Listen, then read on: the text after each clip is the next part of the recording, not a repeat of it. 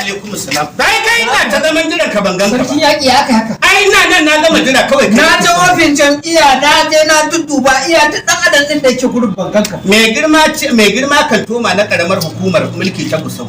Ka gane ko?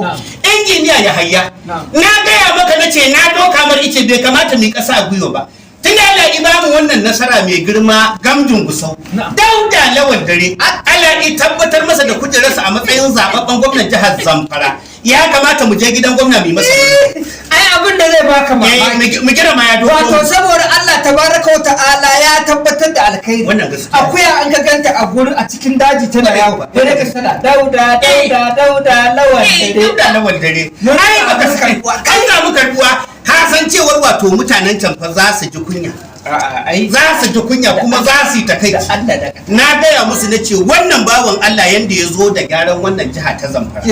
Allah yana tare da wannan, Allah ya tare da wannan bawa na. Ai wato shi alkhairi kadan Allah tabaraka wa ta'ala ya sako da shi. Dauda Lawal. Ba wanda ya isa itan kare. Dauda Lawal Dare. Tauraro ne riga ya haska Zamfara da birni da kewaye gaba. Kai na titi kwanta ce ko na bandar. Wallahi sallama da iyalai. Yanzu bari ne sallama da mai daki na. Za mu tafi shi kansa mai girma deputy gwamna sai mun je mun masa murna. Abinda za a yi. Su fika za mu yi masa murna. Ita ba ka yi mata. Yan majalisar akwai tallafi na mata an kirkira ga ya mata ta fito.